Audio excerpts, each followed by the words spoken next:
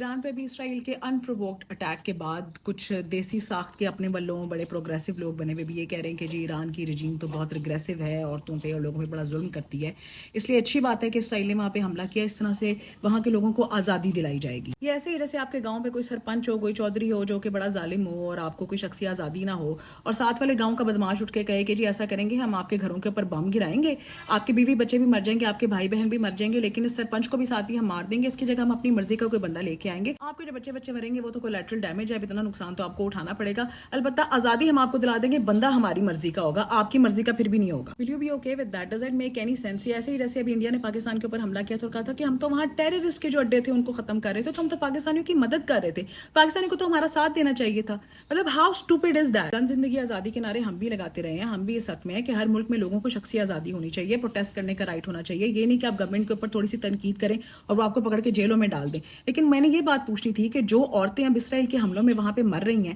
کیا ان کے لیے بھی زندگی آزادی کا نعرہ لگایا جا سکتا ہے، یا وہ صرف تبھی جائز ہے جبکہ ان کی اپنی حکومت ان کے اوپر ظلم کرے؟ اس کے اوپر آپ سائڈ کس کی لے رہے ہیں؟ اسرائیل کی، جو کہ اس وقت ایک جینوسائیڈ میں ملوث ہے، 3-4 ملکوں کے اندر بیک وقت انپرووکڈ حملے کر رہا ہے، ٹوٹل امپیونٹی کے ساتھ، پوری دنیا چیخ رہی ہے کہ ان کو روکو، بچوں کو سٹارو کر کر کے مار رہا ہے، وہ ظالم نہیں ہے۔ جہاں تک رجیم چینج کی بات ہے تو آج تک امریکن لیڈ جتنی بھی رجیم چینجز آپریشنز ہوئے ہیں اس کے اندر ٹریلینز آف ڈالرز اور ملینز انسانوں کی جانوں کا نقصان ہوا ہے۔ لیبیا دیکھ لیں، افغانستان دیکھ لیں، عراق لے لیں، کہاں آج تک امن قائم کر چکے ہیں؟ یہ کہاں ایسا ہوا ہے کہ لوگوں کے حالات پہلے سے بہتر ہوئے ہوں، پہلے سے ابتر ہوئے ہیں، ان کے ملک تباہ ہوئے ہیں، ان کی اکانومیز ڈسٹروائے ہوئے ہیں، ملینز آف بندہ انہوں نے ان لوگوں کا مار دیا، اور آپ لوگ کہہ رہے ہیں کہ ہاں جی ایران میں بھی اس ٹائپ کی رجیم چینج کی جائے، بڑی بہتری آ جائے گی۔ اور اگر آپ کا آرگومنٹ یہ ہے کہ آپ کو ایرانی ملاؤں سے مسئلہ ہے کیونکہ وہ ریلیجس فنڈامنٹلسٹ ہیں، تو آپ اسرائیل کی سپورٹ کیسے کر سکتے ہیں جن کی پوری ایگزسٹنس ہی ریلیجس فنیٹسزم کے اوپر بیس کرتی ہے، جو اپنے منہ سے کہتے ہیں کہ we are God's chosen people, اور فلسطین کی سرزمین تو پرومس لینڈ ہے، یہ تو اللہ تعالیٰ نے 2-3 ہزار سال پہلے ہمیں وعدہ کر دیا کہ آپ کی ہے، اس لیے وہاں کے لوگوں کی نسل کشی کرنا تو ہمارے لیے جائز ہے۔